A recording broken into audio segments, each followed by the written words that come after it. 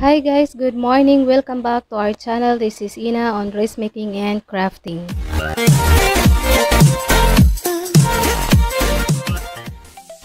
So guys, ito na po yung part 2 natin sa Filipiniana sleeve. Ang ginawa natin ngayon is binakat natin yung ating pattern doon sa mga interlining. Ang ginamit po natin dito na interlining is soft interlining or pilon na madikit at isang Gina cloth.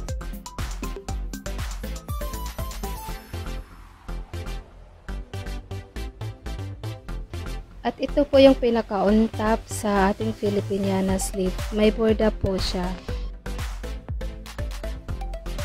Now we are going to baste our top lining and our interlining sleeve. Next is we join the side seam. And we fold it with 3 inches. Next is we are going to get the center of the armhole, then we divide the pleats equally. While dividing the pleats, we must sew it by hand in order not to remove all our pleats. So guys, if you like this video, please like and subscribe to this channel, and don't forget to click the notification bell for more updates.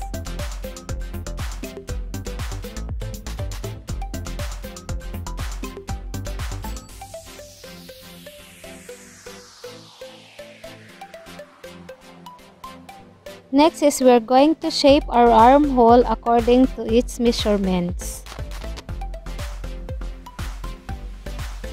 After cutting that armhole, we are going to sew using by our sewing machine in order to lock everything.